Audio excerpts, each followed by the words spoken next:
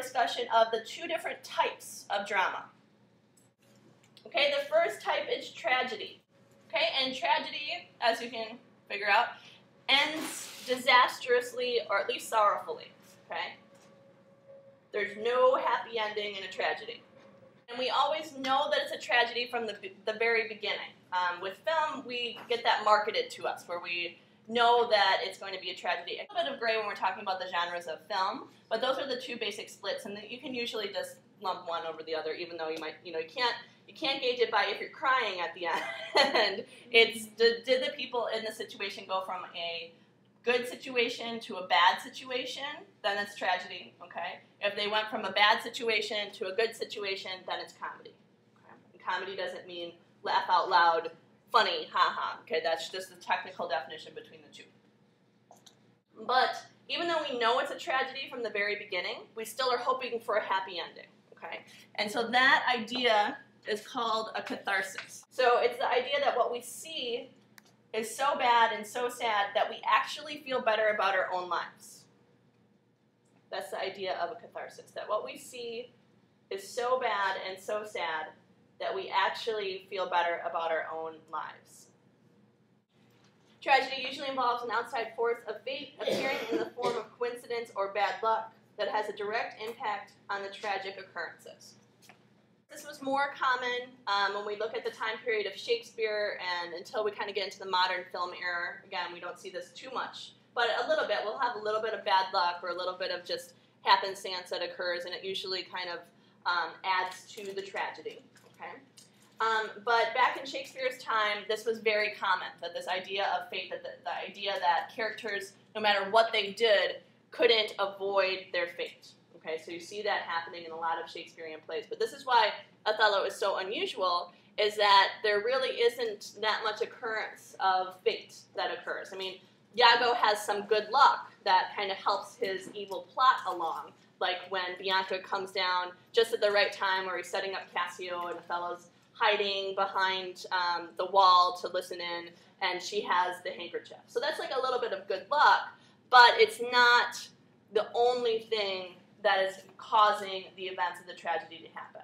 And so what's unusual about Othello is that the characters could have completely and utterly avoided the tragedy, which is closer to kind of our modern understanding of how things work. Comedy, on the other hand, okay, so just to review, comedy is when the characters go from a bad situation to a good situation. That's the technical definition of it. Okay, and comedy can refer to the whole play or just an element of it.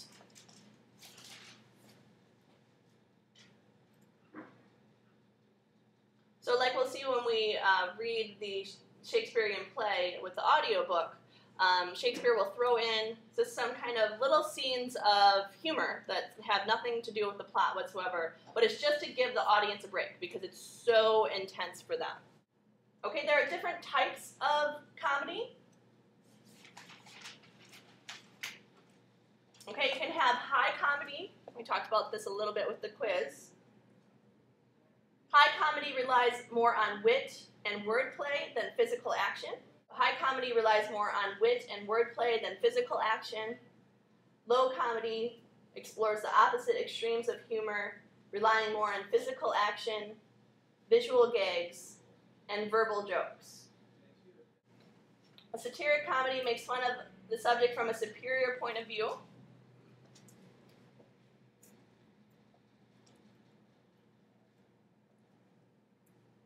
Okay, so it's basically that you understand something that the other people are not. It's pretty obvious they should be seeing it, but they're not seeing it. So the satiric comedy just kind of points out those things. Jon Stewart and Stephen Colbert are excellent examples of that. That's what they do. They just kind of take the facts and they put them together and they lay it out there in a satiric form that lets us know that, hey, maybe we should see these things ourselves, but we don't. Romantic comedy is a romance that doesn't end. And conventions are just things that are unique to a certain time period that were accepted during that time period, but may seem strange to modern viewers.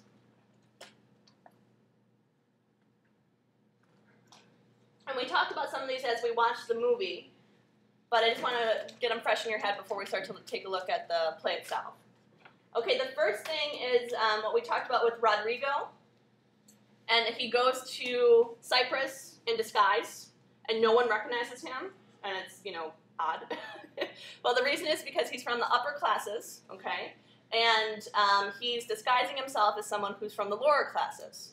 And during Shakespeare's time period, that would have been unheard of, okay? For someone who can afford to stay in the nicest hotels and, the inns that they have available, why would they choose to stay in the stable? So it's absolutely just unheard of that you would pass yourself off as being a commoner when you're not, okay? So the way that the people in the play would have interpreted that is that they would have saw Rodrigo in disguise and just had said, you know what, doesn't that guy look a lot like Rodrigo from Venice? They never would have put it together that Rodrigo would actually come to Cyprus and be pretending to be a commoner. So that's one of the conventions that you have to accept for it to make sense.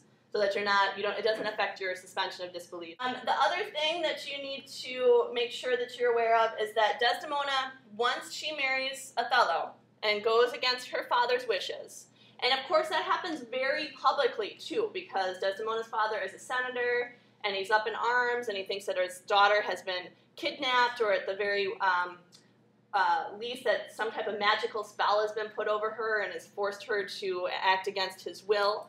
And so he brings that into the public arena because it coincides with the attack that Othello has to lead to defend Cyprus, one of Venice's strongholdings. Okay, so it becomes a very public arena. So in that circumstance, with the father being kind of publicly shamed by Desdemona's actions, and even if it wasn't public, because people would have just started to talk about it anyway and know that she went against his wishes and had a secret marriage, that she's completely and utterly cut off. She has nowhere to go. So she is putting her life in Othello's hands at that moment. So she completely and utterly trusts him.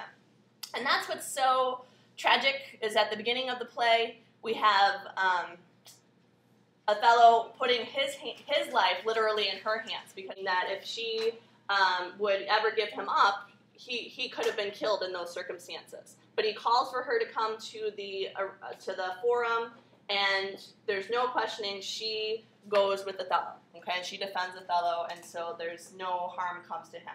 But if she would have backed off and kind of felt the pressure from her father and the embarrassment that she's putting her father through, and said, yeah, it was something that was a magical curse that he put on me, he would have been killed.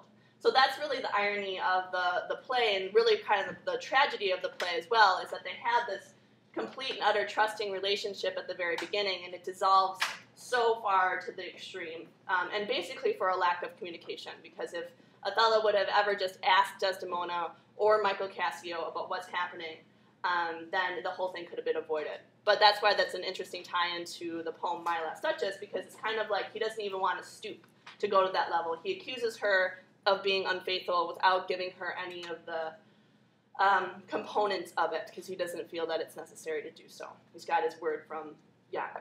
Because Othello is a prince, okay? So that's something that's also kind of important to note, that before he was captured and taken into slavery, he was born into being the royalty of his origins, okay? And that happened quite frequently, that when people would fight and the winners would then either kill the population that they took over, and they would either kill the royalty or they would sell the royalty off into slavery, okay? So that happened quite frequently. And that actually helps Othello in the long run, because he's considered of the upper class because of his birth, even though he's a foreigner. And so therefore he doesn't have all the acceptance of Venetian society, but he's still accepted into that level of the class, okay, because of his birth.